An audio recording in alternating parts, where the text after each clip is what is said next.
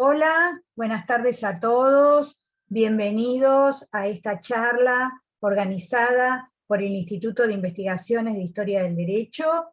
En esta oportunidad tenemos a nuestros habituales asistentes, a los que ya son tradicionales reuniones de los jueves del Instituto, desde que empezó la pandemia, lamentablemente, en el 2020, más los que cada jueves se suman porque son los que vienen convocados por los expositores,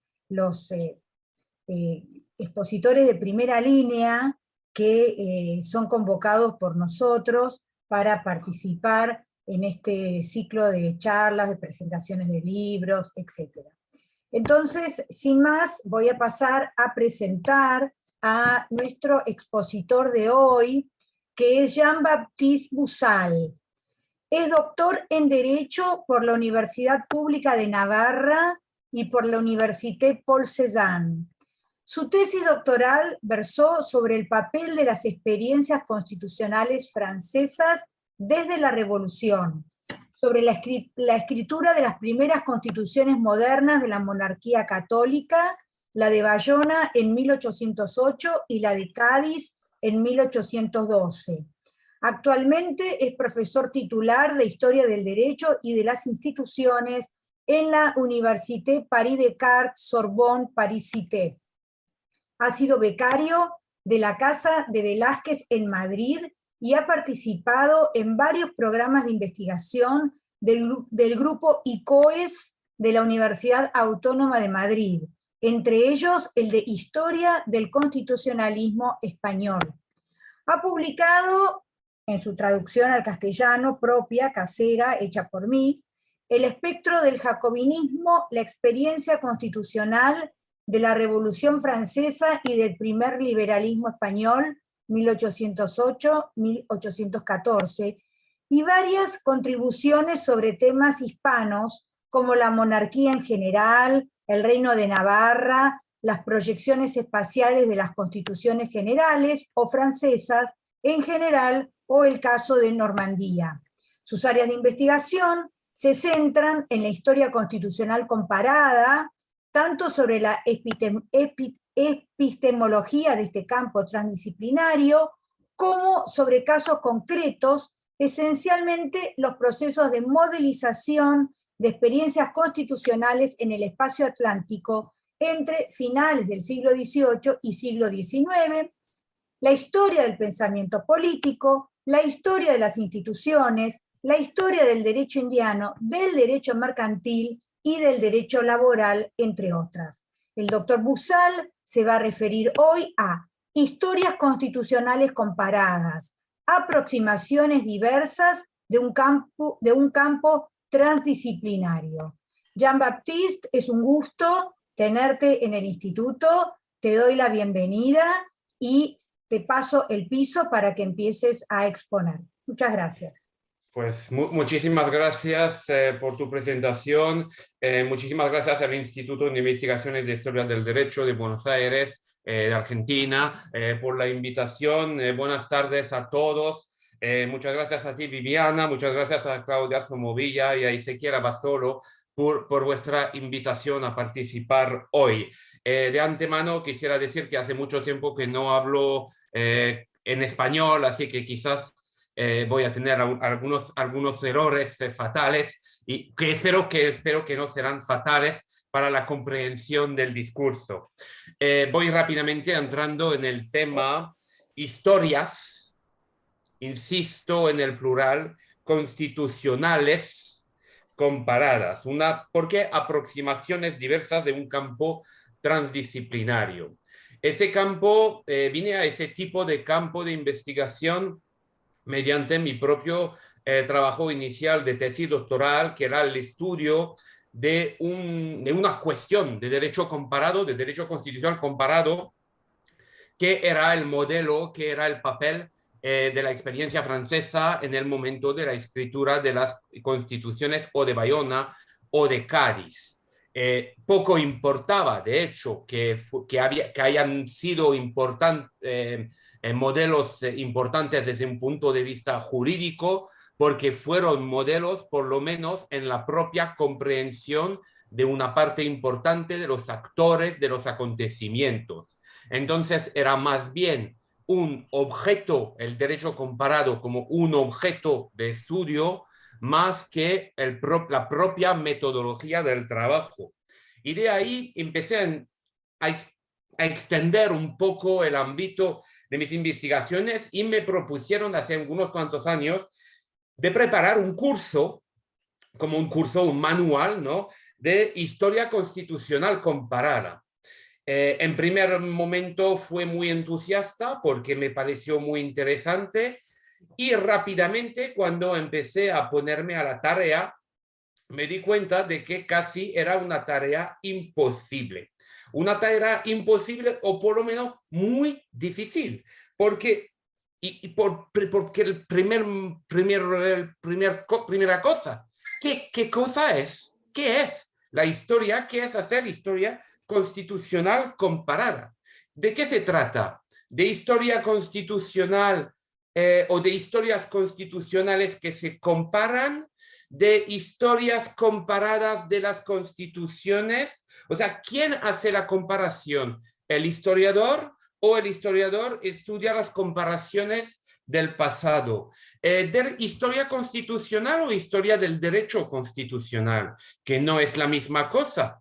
La historia constitucional puede tener un ámbito mucho más político, mucho más filosófico, de pensamiento político, pensamiento jurídico, mientras que historia del derecho constitucional ya debe tomar en cuenta de que la Constitución es norma vigente y norma con un sistema de control de respecto de la norma jurídica. Y entonces no toda historia constitucional es historia del derecho constitucional.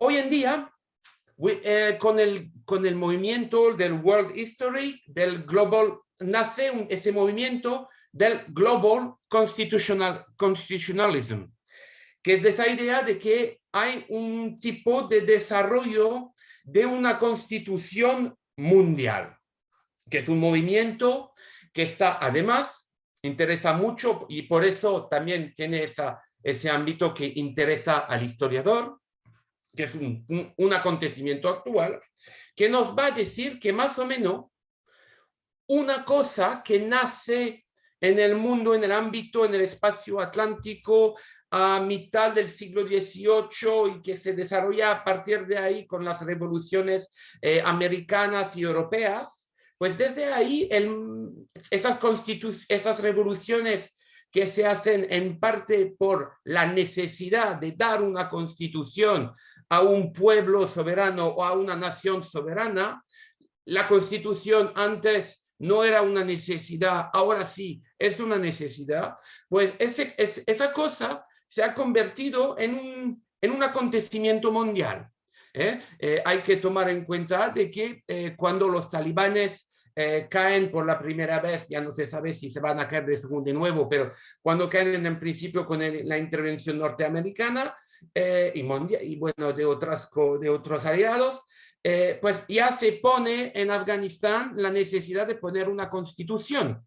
Y es una cosa muy interesante porque se manda ahí una comisión de expertos constitucionales que no son para nada de Afganistán, que van a ser expertos para decir qué tipo de organización, qué tipo de institución es necesaria para establecer lo que es un Estado de Derecho y también qué tipo de derechos humanos tienen que imponerse o ser respetados dentro del propio sistema constitucional afgán, o afganí, no sé cómo se dice, para ponerse a un nivel de estándar mundial. O sea que ahora ese World Constitutionalism nos permite ver cómo el fenómeno constitucional es una cosa universal, una cosa estándar.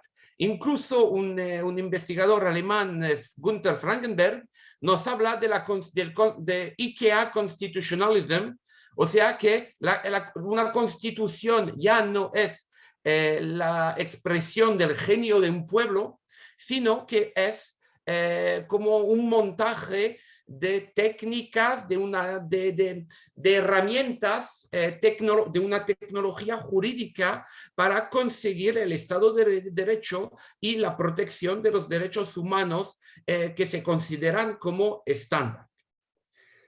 Más o menos, de manera que ya es un poco crítica, se oye por el tono de mi exposición, es como se ve ahora, más o menos de manera generalizada, el World Constitutionalism. Y eso es muy interesante para el historiador porque es un desarrollo que no presenta ninguna crítica. O sea, es el triunfo de los valores constitucionales, es el triunfo de unos valores que son presentadas desde su propio origen como universal y cosmopolita. Y es un poco como la demostración de que, de hecho, esos valores, esos derechos son universales y cosmopolitas. Claro, eso nutre la ciencia jurídica, nutre ese sistema de los derechos humanos que vienen de valores que compartimos, y se ve a través de esa organización mundial. Ahora bien, la cosa no me parece tan sencilla, sobre todo porque se tiene que mirar a la comparabilidad de los derechos.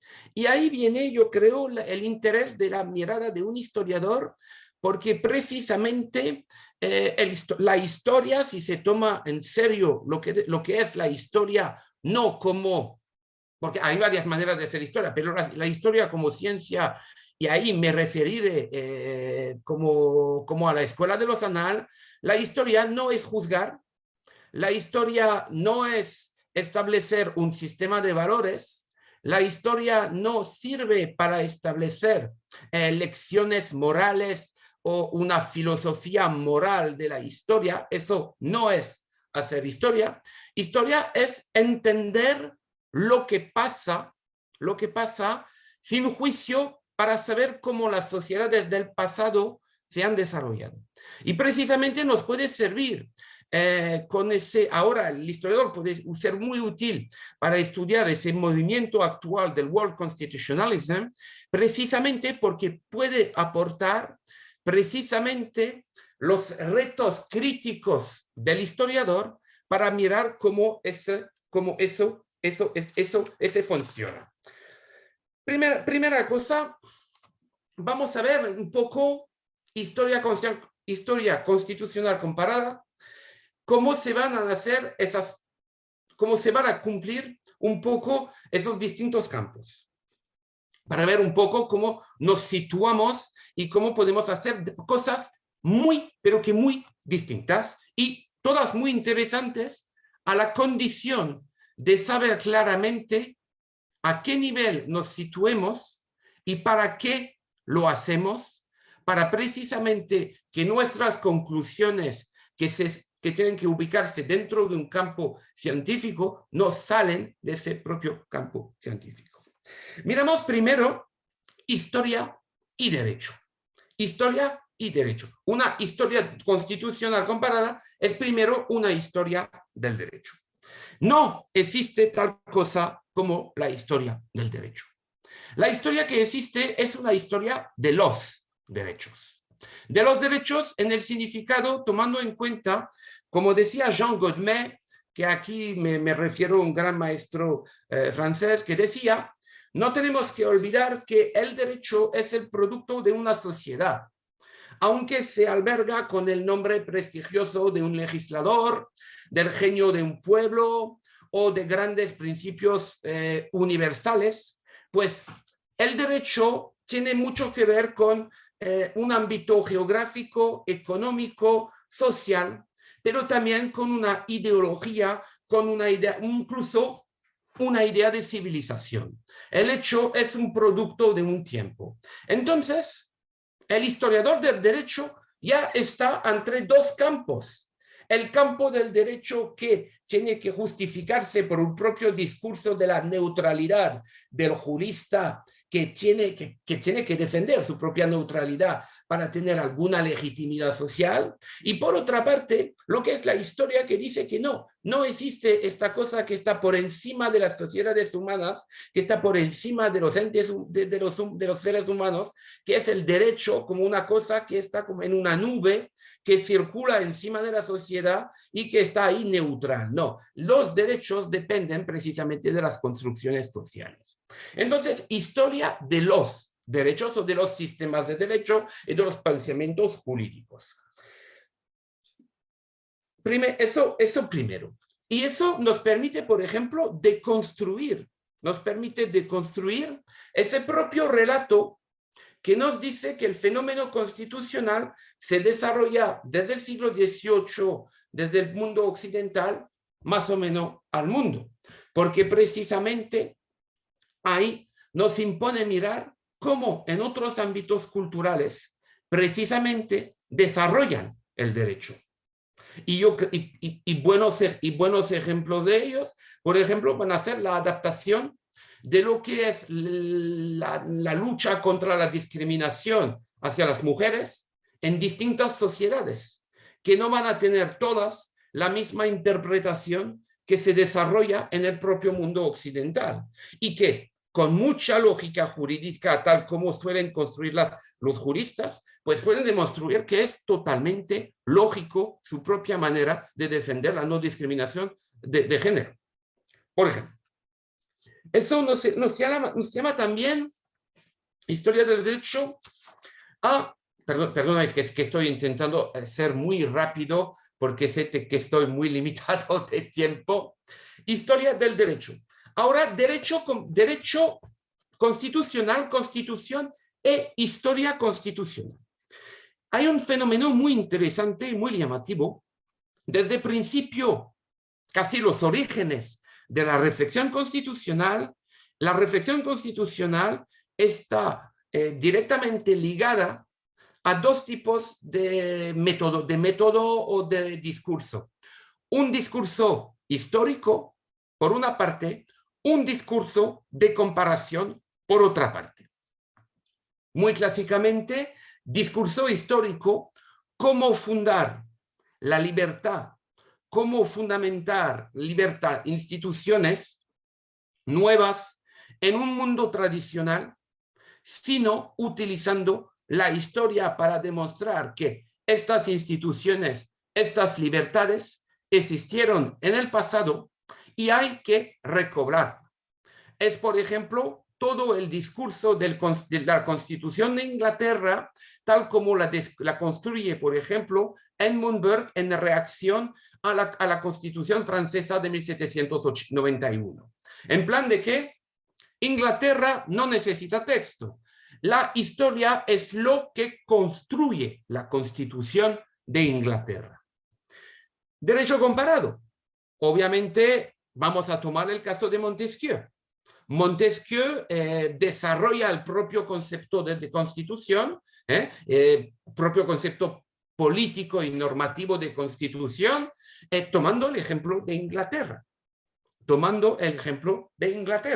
Y tomando otro tipo de ejemplo de división de poderes y de equilibrio de poder para limitar el poder, que es el gobierno gótico del tiempo de Carlomagno, donde nos reconstruye en el siglo XVIII el régimen mixto, que ya no es régimen mixto, sino régimen con separación de poderes, con el nuevo vocabulario, una nueva manera de mirar la cosa para enfrentarse a la unidad de la soberanía que ya no permite hablar de régimen mixto en Francia, pues del tiempo de Carlomagno. O sea, la comparación, derecho, propio idea constitucional nace con esa idea de comparación en el tiempo y de zona estatal, geográfica o política. Y obviamente, esa relación con la historia y la comparación y el desarrollo constitucional tiene mucho que ver con la propia reivindicación de lo que es la soberanía del pueblo, de la nación, del genio de un pueblo, del genio de una nación, para afirmar que la Constitución es suya. Y la Constitución, claro, la comparación tiene mucho que ver con la propia afirmación de una identidad que es distinta de la identidad de los otros pueblos. Y es precisamente eso, se ubica también en el momento en el cual los grupos humanos, las sociedades, se afirman como detentor de la soberanía frente a los príncipes para recuperar efectivamente las herramientas de los estados que se construyeron en la época moderna. Lo digo muy rápidamente, se puede desarrollar después. Historia constitucional comparada. ¿Comparar qué y para qué? Se puede comparar. ¿Para qué se puede comparar? Una cosa para ubicarse frente a unos estándares. Eso es muy llamativo. Tomamos por ejemplo, la Constitución de South Africa, justamente después del apartheid, para ubicarse frente a los estándares del derecho constitucional. Dice en la parte de los derechos humanos que cuando la Constitución está muda en unos términos de derechos humanos, pues los jueces de la Corte Constitucional surafricana, pueden utilizar los estándares internacionales. Y se ve en la jurisprudencia, por ejemplo, de África, pues citas de la Corte de Karlsruhe, de la Corte de Estrasburgo, de la Corte de Washington, etcétera, etcétera. O sea, se utilizan otros para el estándar. O sea, una manera de ubicarse. Otro ejemplo muy llamativo. El ejemplo del afrancesamiento del liberalismo español a principios del siglo XIX. Es una manera de afirmar qué es ser español. ¿Qué es ser español? Y precisamente, por ejemplo, los que acusan a los liberales de ser unos afrancesados son precisamente los que dicen que quien busca idea de soberanía nacional, quien busca idea de libertad de prensa, quien busca idea de cortes, son todos no españoles, o sea, son extranjerizantes, son españoles desnaturalizados en la propia afirmación de que la naturaleza propia del español es ser católico, monárquico, tradicional. O sea, siempre el modelo, la confrontación o a unos estándares a los cuales se quiere uno agrupar o a unos estándares que uno quiere rechazar como erróneos o como falsos. Ahora, ¿quién puede comparar también? Es el historiador. Y ahí hay una gran diferencia entre el jurista que compara dos derechos o que hace derecho comparado y un historiador que estudia un fenómeno de comparación en el tiempo. ¿Por qué? Porque cuando se estudia dos derechos hoy en día, ¿qué se puede mirar? Usualmente se busca manera de homogeneizar el derecho. Y eso se ve perfectamente cuando nació el derecho comparado como disciplina a principios del siglo XX, en el Congreso de París, 1900, es precisamente cuando el discurso es vamos a llegar a un derecho común. De hecho, ese derecho común se ha conseguido por una parte con el desarrollo del derecho comparado y por otra parte con el desarrollo del derecho internacional en cuanto a lo que es tratados, en cuanto a lo que son organizaciones internacionales y lo que es el desarrollo del derecho transnacional en cuanto se está hablando de derechos humanos. Y ahí estamos hablando de derecho constitucional. Cuando estamos hablando de derechos humanos, eso lo voy por entendido, ¿no? Entonces, eso para fundar un derecho común. Incluso se puede mirar la mejor manera de conseguir el Estado de Derecho. ¿Qué tipo de justicia constitucional necesitamos? ¿Cómo mejorar el sistema de garantía de los derechos? cómo mejorar el sistema de participación de las minorías a la decisión política, cómo se puede mejorar el acceso de todas las partes de la población a los recursos públicos. Esos son unos campos que se puede mirar afuera para mirar cómo hacer eso. Es derecho prospectivo, pero siendo derecho prospectivo también es un derecho muy político. Es un derecho muy político, porque obviamente detrás de esto, pues hay unos retos, hay unos intereses detrás. Vamos a mirar cómo se utiliza, y perdón, no estoy ahí diciendo que solo es eso, pero cómo se utiliza hoy en día en el comercio internacional lo que pasa con el noroeste de China con los uigur, para decir que ahí, para decir que lo que se produce ahí no puede participar al comercio mundial. La empresa que hace negocio con el trabajo de los uigur, esos no siendo conforme a los derechos humanos, pues esto está rechazado. Pero es muy político. Es muy político. Quiero decir que detrás hay unos intereses económicos detrás. No estoy diciendo que no está mal o que no está bien. No estoy haciendo un juicio de valor ahí. Solo que lo estoy exponiendo como una cosa obvia. Pero, por ejemplo, cuando el historiador está estudiando un caso de derecho comparado, vamos a tomar de nuevo el caso de Cádiz y del afrancesamiento gaditano. No hay una constitución de Cádiz, históricamente. Porque un historiador no es un juez. Un historiador no es una persona que puede, tal como lo hace un juez, decir cuál es la interpretación auténtica del derecho. El historiador solo puede decir que hay el Cádiz de los liberales, el Cádiz de los serviles, pero también el Cádiz de los brasileños, cuando Brasil utiliza la Constitución de Cádiz como pseudomodelo, el Cádiz de los revolucionarios de Oporto, el Cádiz de los napoletanos, el Cádiz de los italianos de Torino y de Alexandria. Quiero decir que hay varios Cádices. Y no solo el Cádiz de los que están conforme a Cádiz, sino el Cádiz también de sus adversarios.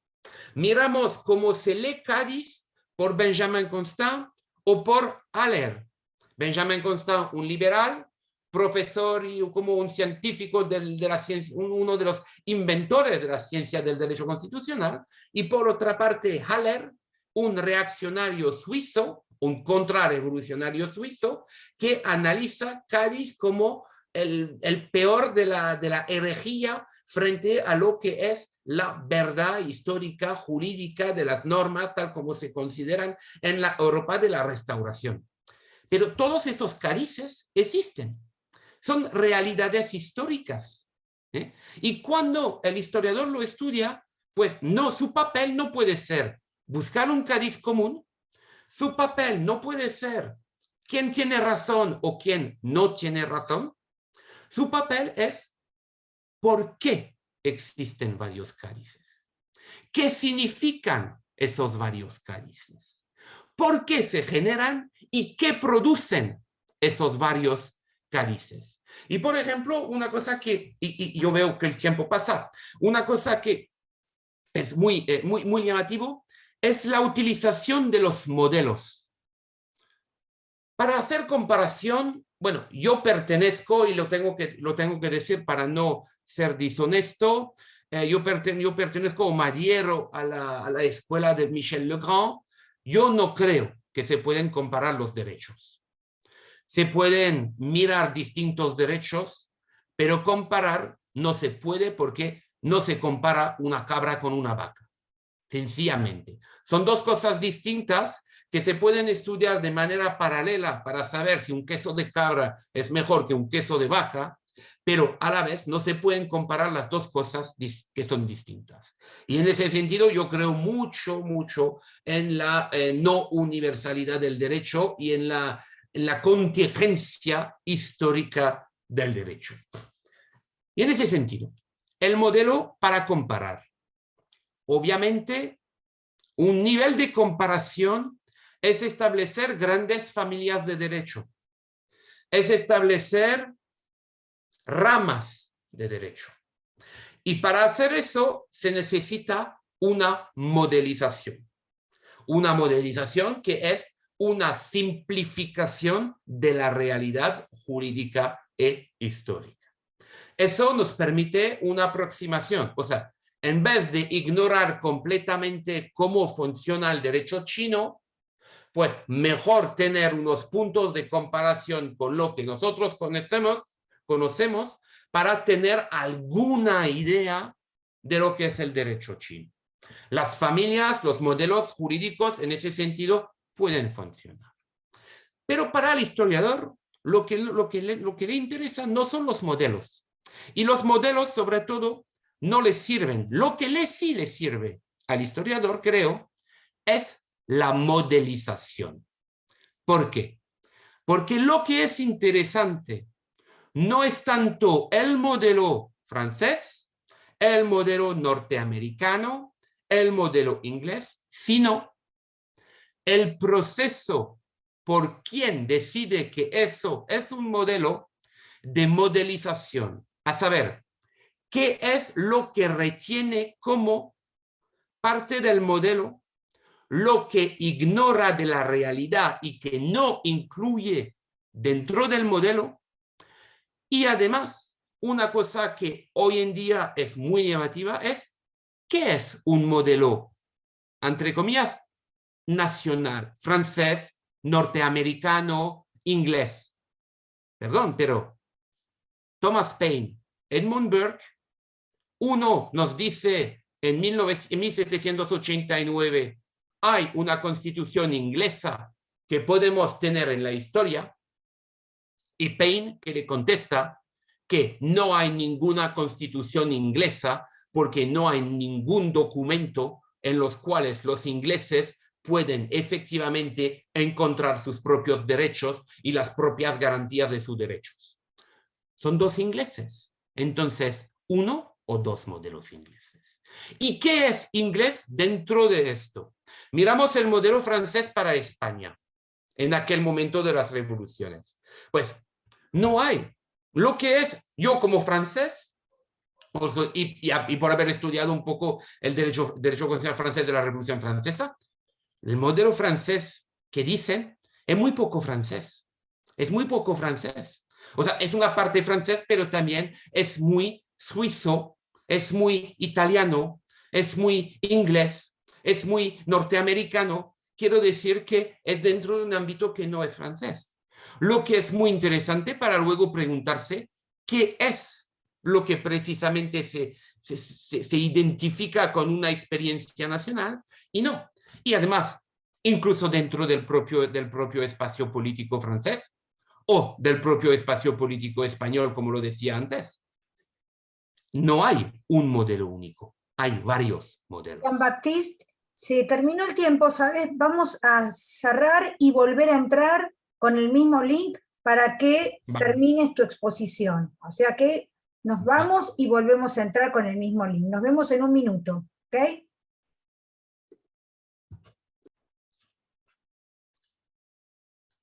Buenas tardes. Continuamos con esta segunda parte de la charla del doctor Jean-Baptiste Bussal. Jean-Baptiste, el piso es tuyo. Bueno, yo creo que me quedan como no más de 2 o 3 o 4 minutos, así que para más o menos abrir un poco lo que ha sido, y lo había dicho, o sea, desde el principio, o sea que es una tarea imposible presentar un campo transdisciplinario con todas estas herramientas, contradicciones internas y dificultades. Ahora me parece muy interesante acabar un poco con lo que decía de la comparabilidad de los derechos. Y aquí entran en tela de juicio, en juego muchas cosas. Primera cosa, hay unas apuestas culturales de la comparación. Unas apuestas culturales de la comparación que tienen mucho que ver con el lenguaje, que tiene mucho que ver, aunque el lenguaje puede parecer común, con la cultura no dicha, no fraseada. Un buen ejemplo de esto. La lectura dentro de un ámbito laicizado, laico, quizás incluso ateo o antirreligioso, de lo que puede ser el contenido religioso de una constitución y de la importancia que puede tener la religión en la propia definición de los derechos. Tomamos como ejemplo la necesidad de definir la religión católica apostólica romana como la religión de la nación española con ninguna tolerancia de las otras, y de una constitución que, con perdón, empieza con en el nombre de Dios Todopoderoso, que no es la misma cosa que los norteamericanos, que In God We Trust, que es mucho más tardío, de hecho, que bajo los ojos de Dios, que no es la misma que en el nombre de Dios. O sea, la gran diferencia, esas apuestas de producción cultural. ¿Qué significa, por ejemplo, pueblo y nación? El propio concepto de nación, pues no significa, cambia rotundamente con el tiempo, y obviamente pues los pueblos en un propio y un mismo momento pueden utilizar las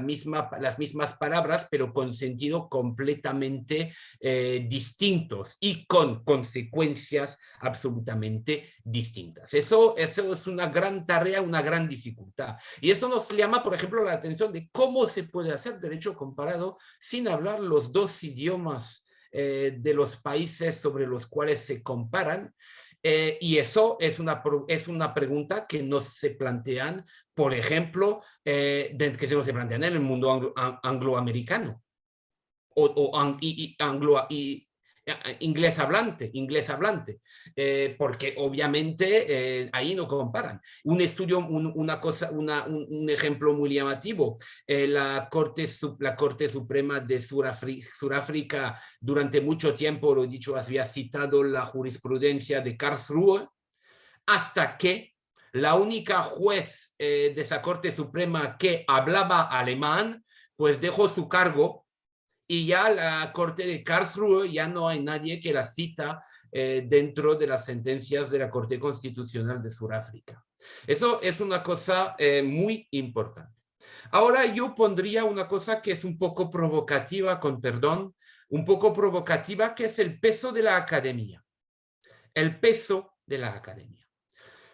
Por ejemplo, si tal persona tiene fama internacional, que puede tener mucho más que ver con redes académicas, redes científicas, redes de amistad, que el propio valor de su trabajo, pues va a tener una caída fuera, y va a ser citado como autor de referencias. Y, por ejemplo, aquí lo planteo, quien aquí en ese público me va a decir que es perfectamente conocedor de la cultura, vamos a decir, de Burma, para entender muy bien y con claridad lo que significa precisamente cada uno de los artículos de una constitución de Burma. Quiero decir que eso es, y el problema, ¿qué vamos a hacer? Nosotros todos lo vamos a leer en español, si hay una traducción en español.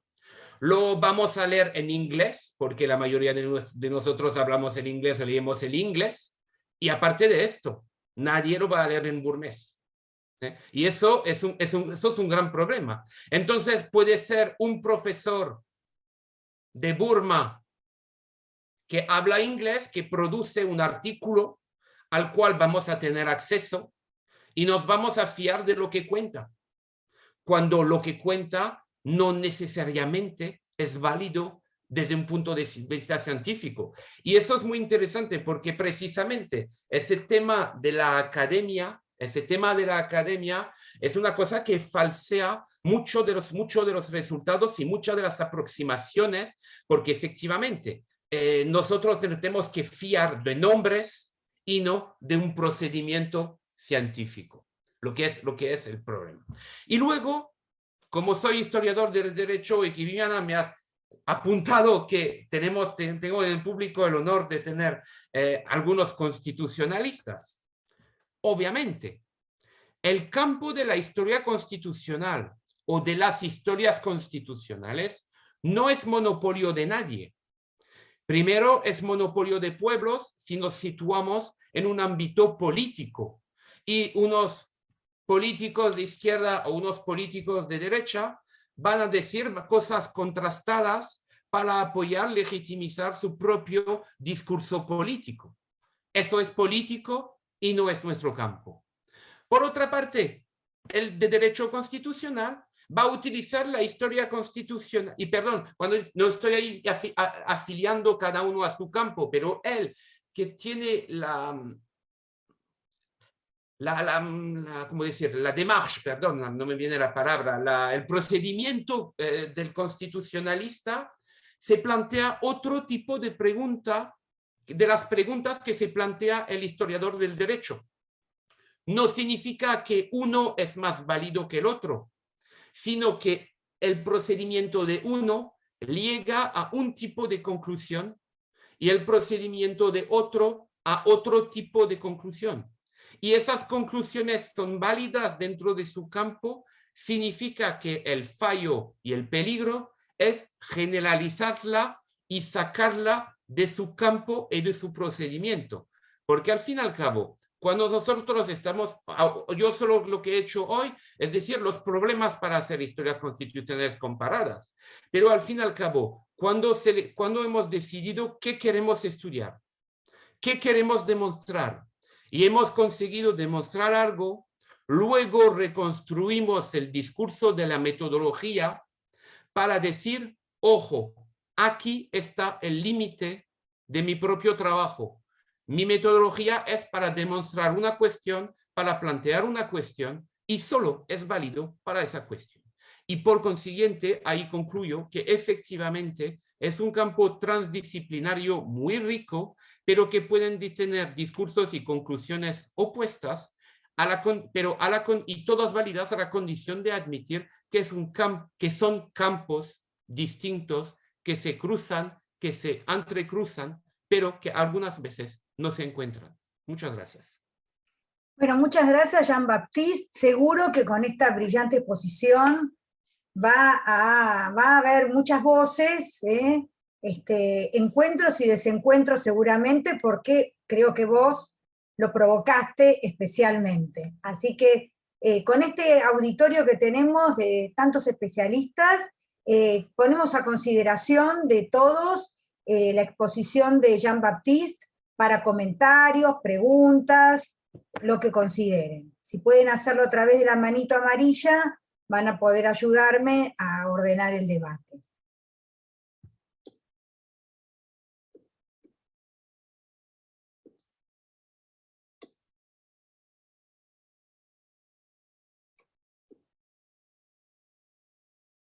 Están todos muy tímidos hoy, ¿eh? Yo pensé que enseguida, ahí está, bueno, Jenny Barra y Ramón Trejo. Jenny Barra de Chile, adelante, Jenny. Abrite el micrófono, Jenny. Muchas gracias, Viviana. Jean-Baptiste, bueno, no es la primera vez que yo he tenido la oportunidad de escuchar una presentación tuya, que como todas son muy fantásticas, me han encantado ya, y sobre todo me ha venido como anillo al dedo, sobre todo en el proceso constitucional que actualmente nosotros nos encontramos, ¿ya? Y fundamentalmente con eso, preguntar, más que preguntar, sino que quisiera saber tu opinión respecto de hasta qué punto es bueno la influencia política de un momento respecto de un proceso constitucional.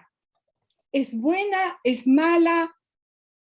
y también respecto del aspecto cultural del lugar, del país donde se está haciendo esta constitución, donde se está creando. Es bueno recogerlo, es bueno depurarlo, dejarlo de lado. Más que nada esa opinión quisiera saber, Jean-Baptiste, y te felicito. Gracias, Jenny. Le vamos a pedir a todos que sean concretos con la pregunta y a Jean-Baptiste concreto con la respuesta para que puedan preguntar y comentar todos. Ahí hay otra mano levantada de Ramón Trejo y de Pablo Manili.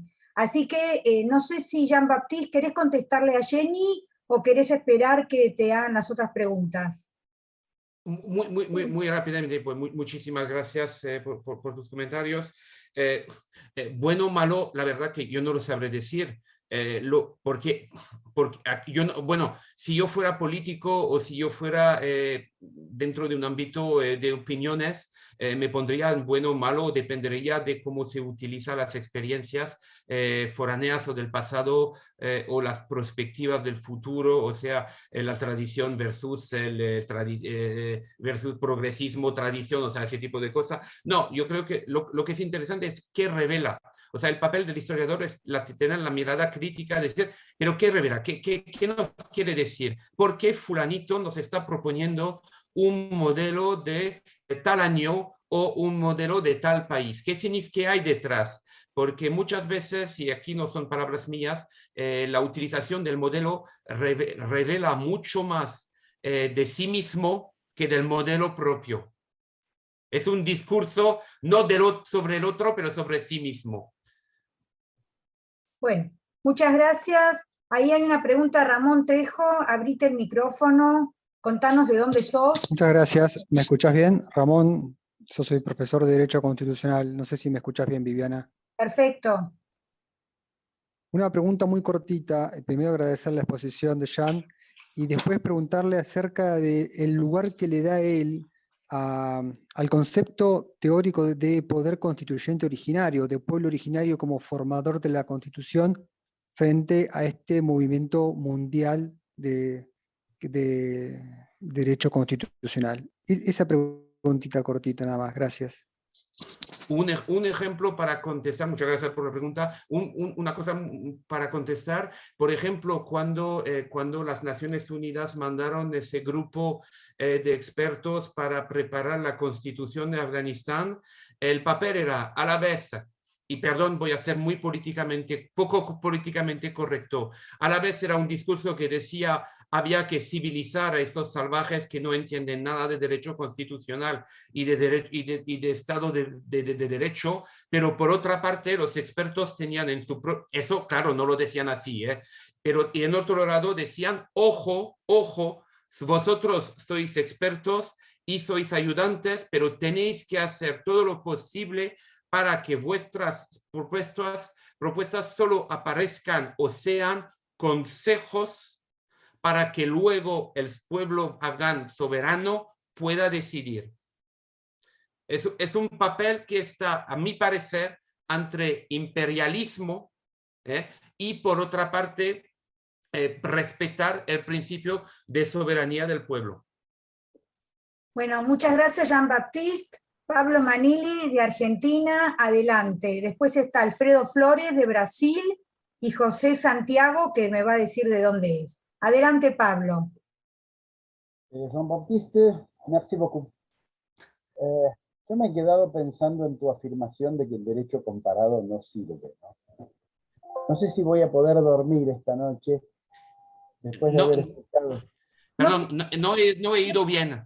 No se te escucha bien, Pablo, acércate al micrófono. A ver, que me he quedado pensando en la afirmación de que el derecho comparado es inútil si uno no conoce acabadamente las tradiciones y las costumbres y la ideología del pueblo que sancionó una determinada constitución.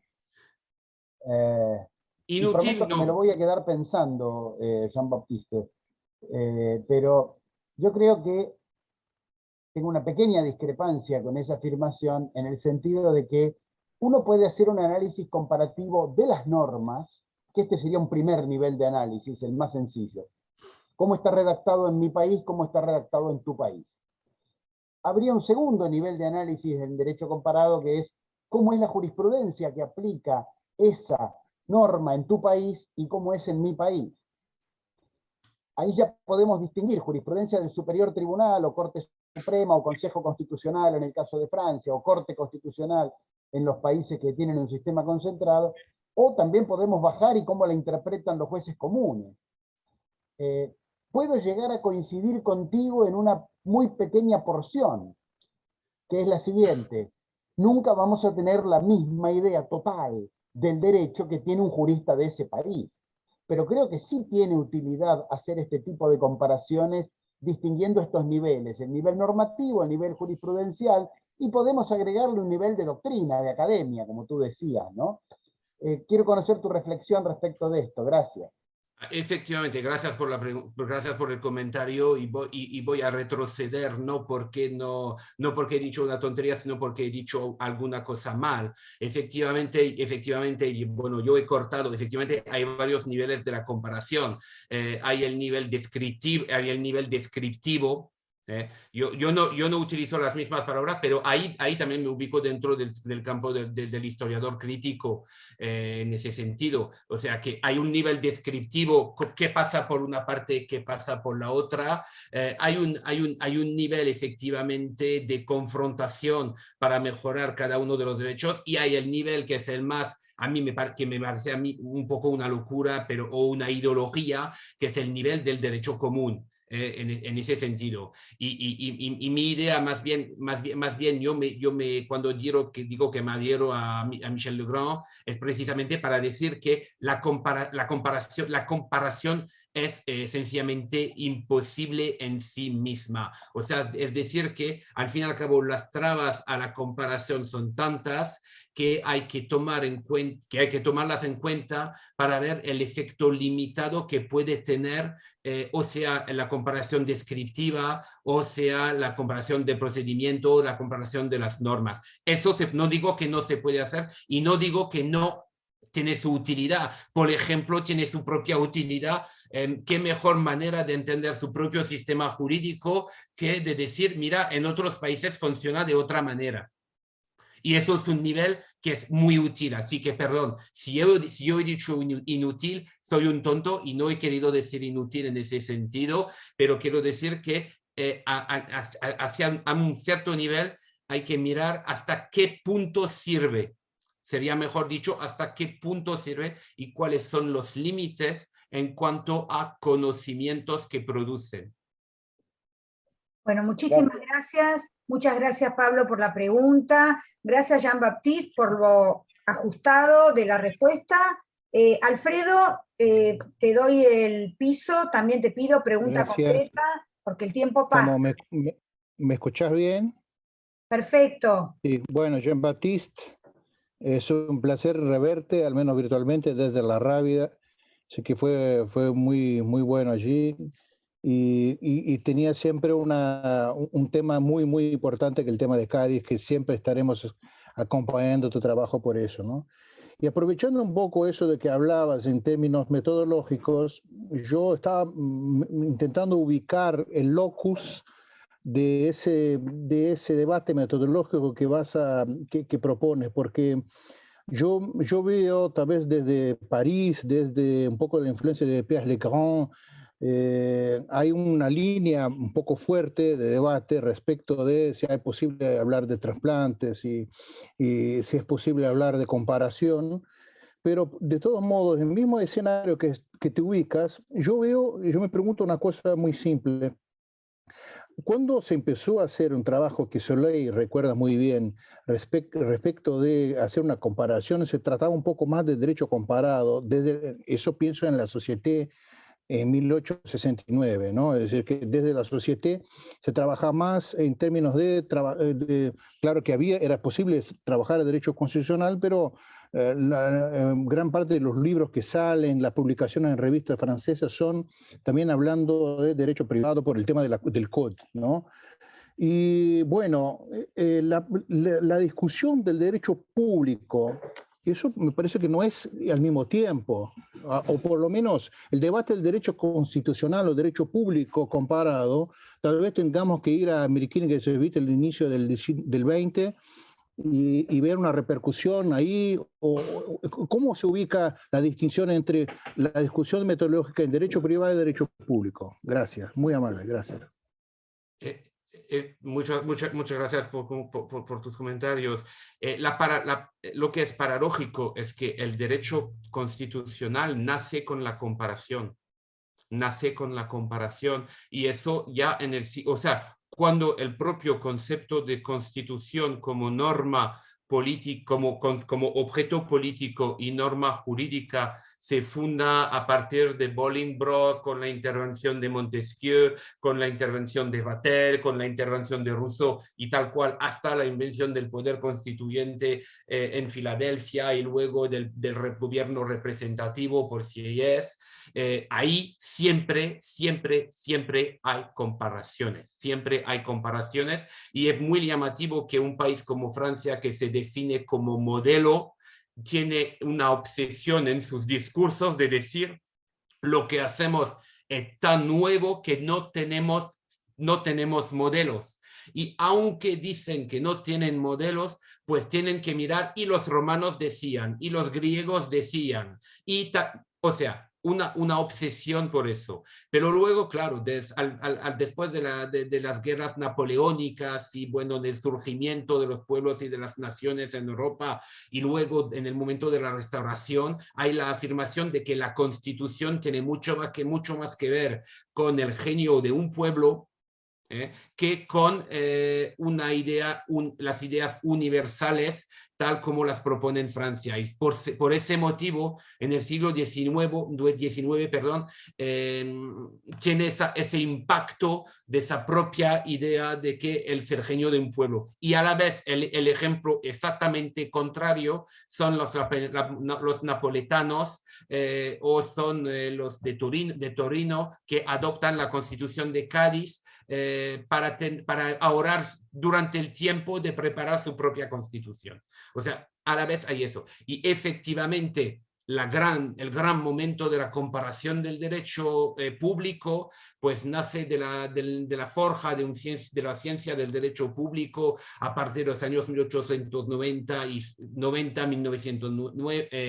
1900, y cuando se inventa más o menos la idea de jurisdicción constitucional. Y ahí renueva, porque claro, lo que interesa primero no es derecho constitucional, sino ciencia del Estado. Con Digui, con Oriou y con todos estos, y ahí que así hay grandes discursos y grandes comparaciones con el modelo federal norteamericano, el modelo plebiscitario democrático suizo, o sea, en fin, pero efectivamente, pero al principio ya en el siglo XVIII hay comparación. Bueno, muchas gracias. Ahí está José Santiago para hacer un comentario, y después voy a hacer la voz de Juan Garbinetti, que quiere hacer un comentario, pero no tiene activado el micrófono, así que voy a formular la pregunta. José Santiago, adelante. Jean-Baptiste, de primeiro lugar, agradeço a sua exposição. É um tema bastante espinhoso. Eu sou advogado aposentado, mas estou me graduando em História, daí o meu interesse pela sua palestra. Aqui no Brasil, é muito caro ainda o estudo da Revista dos Análises. Se estuda muito ainda isso.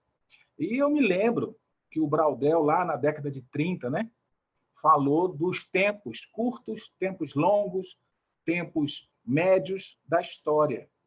E aí eu indago a você, se não é possível fazer uma análise comparativa da história, mas seria possível fazer uma história transversa, uma história vertical, nos moldes do que o Manuel Castel fala, no sentido de que cada sociedade teria o seu tempo, cada sociedade não teria um modelo a seguir, mas alguns institutos poderiam ser definidos no modelo teórico, não no modelo jurídico, mas no modelo até filosófico, para que o jurista de um lado e o historiador de outro lado pudessem chegar numa convergência para entender esses diferentes institutos, como, por exemplo, há vários direitos, há várias constituições, há vários agentes, os povos não são iguais.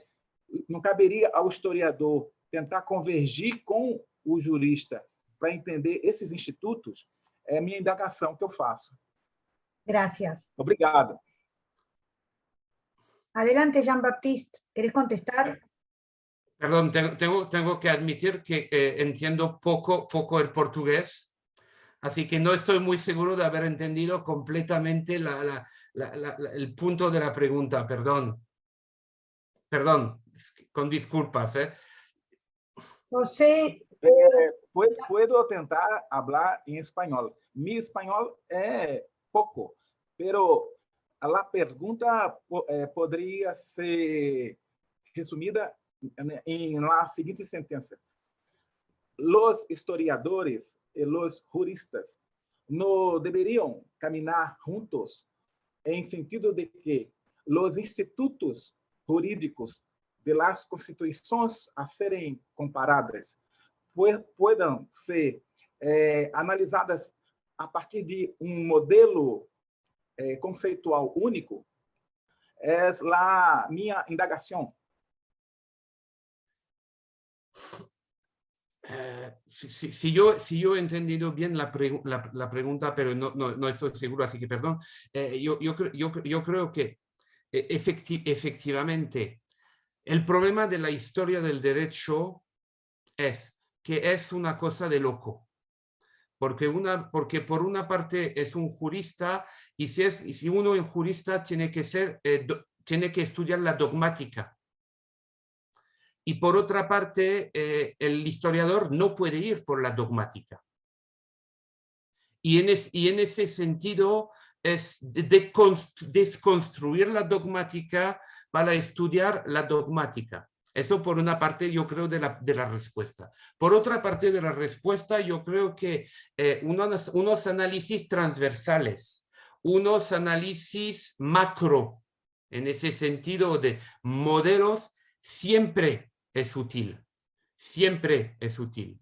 Pero si eso se junta con el problema cultural del acceso al conocimiento, si se junta con el problema de la fama académica, pues puede tener ese peligro, y lo he visto en varios trabajos cuando estudié ese tema, de confundir el modelo o la macroanálisis con la microanálisis. Y quiero decir que si por una parte o por otra yo creo que puede producir obviamente sus trabajos, no estoy negando los que hacen los demás. El problema es fijarse en que cuando se cruzan, pues explotan y producen cosas que son muy erróneas. Yo no sé si he contestado más o menos, perdón. bueno, ahí hay un comentario de Juan Pablo Gardinetti, pero yo no lo estoy visualizando bien, por eso le quiero pedir a Ezequiel a ver si lo podés leer, o vos lo podés leer, Jean-Baptiste. Lo puedo leer, lo estoy leyendo. Que la...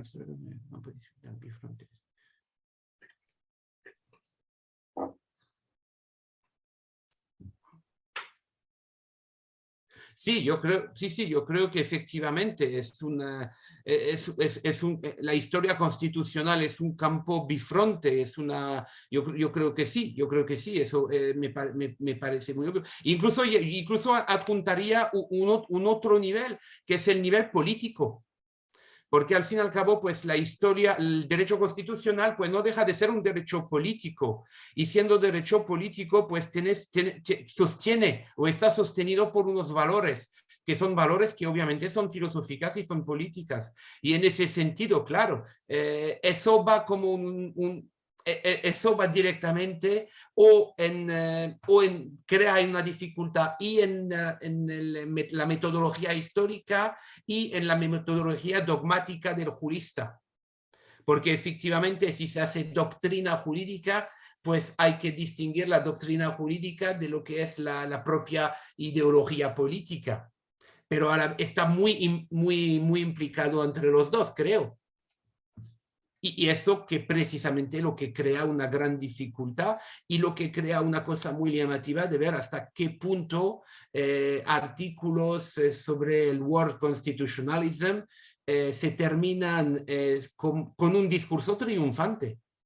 Es muy llamativo de ver cómo el final de muchos discursos, muchos artículos que leo, bueno, que leo en revistas norteamericanas sobre todo porque leo el inglés y no leo el burmés, pero que muchas veces se acaban con una voz triunfal. Una voz triunfal que me parece de poco, incluso crea duda sobre lo que yo he leído anteriormente, por su propia adhesión a una idea política. No sé si lo digo con claridad o no. Bueno, gracias Jean-Baptiste. No vamos a poder contestar más preguntas porque se nos está acabando el tiempo. Van a quedar en el chat. Cualquier cosa nos escriben a nosotros también y nosotros los podemos poner en contacto con Jean-Baptiste para más aclaraciones. Así que yo me despido de vos, te agradezco muchísimo esta charla que fue tan interesante, tan motivadora, y agradezco a todos los que estuvieron presentes hoy y que hicieron sus contribuciones, y le paso la palabra al doctor Abasolo, que desde la penumbra, porque no va a poder prender la cámara, va a cerrar esta presentación de hoy. Gracias, Jean-Baptiste. Adelante, Ezequiel. Traté de salir de la penumbra, escuché todo con mucha atención, pero si se dificulta, vuelvo a la clandestinidad virtual. Yo te quería agradecer, bueno, siempre un amigo y colega del Instituto de Derecho Indiano, como varios de los que estamos acá, nos vimos por última vez físicamente en Huelva, siempre es un gusto, pero además es un gusto advertir que el Jean-Baptiste que conocimos sigue siendo igual o más incisivo, y voy a decir un calificativo que para mí es una distinción, pero hago la aclaración por las dudas que alguien lo pueda malinterpretar. Jean-Baptiste es un provocador, ha provocado, nos ha hecho una serie de planteos inteligentes, agudos, incitantes, que creo que además nos están, a muchos de los que te hemos escuchado y que forman parte de esta comunidad formal e informal del Instituto de Investigaciones de Historia del Derecho, nos interesa, que es la de pensar la historia constitucional y dialogar con los colegas de Derecho Constitucional en particular. Creo que acá Mario Armando, Juan Paulo, algunos otros amigos también interesados en particular en la historia constitucional, estarán pensando qué interesante sería poder incorporar algunas de estas reflexiones y tu participación en un seminario sobre pensar la historia constitucional, que es algo muy importante y que nos acerca y nos pone en contacto, en diálogo con colegas del derecho positivo. Así que no me queda más que agradecer. Hay muchas cosas, está lleno de frases incitantes. Me gustó mucho eso de la transversalidad que no concluye en una confluencia. Lo último que se estaba hablando también me parece muy interesante. Creo esa visión casi podríamos decir hegeliana de los constitucionalistas en este sentido. Hay un fin de la historia del derecho constitucional que se ha alcanzado. Y bueno, esto forma parte de la posibilidad nuestra, en la perspectiva de historiadores del derecho, de participar con una voz crítica. Antes de despedirme finalmente, y volver a agradecerte, una sugerencia, si es que tenés algún material ya escrito, seguramente, pero para que nosotros lo podamos colgar en la página y recomendarle a los colegas que se han inscrito, porque seguramente querrán leer algunas de las reflexiones tuyas. Si tuvieses después y le pasás a Viviana, nosotros les hacemos circular a los colegas que han estado presentes para que tengan a disposición estas incitaciones y estas provocaciones tan necesarias, tan útiles y tan valiosas para seguir construyendo la disciplina. Así que te felicito, te agradezco, y esperamos que para ese seminario que podemos organizar, quizás a ambos lados del Atlántico, con colegas españoles, brasileños, chilenos, además de argentinos, podamos pensar en algo así para el segundo semestre. Bueno, muy bien, lo dejé perplejo y sin voz me voy a despedir con un aplauso.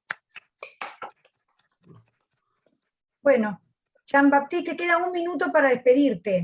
Bueno, muchísimas gracias a todos por vuestros comentarios, por vuestra paciencia a pesar de mi castellano cutre, de soportar mis provocaciones, pero yo asumo perfectamente ser un provocador. Provocar también es una manera muchas veces sencilla de hacer pasar un mensaje rápidamente, cuando no se tiene tiempo de desarrollar con toda la fineza que sería, claro, necesaria, porque al fin y al cabo, pues con toda provocaciones no he dejado de decir cosas groseras, no en el sentido de groserías sino que cosas de manera tan gorda que son obviamente muchas veces falsas.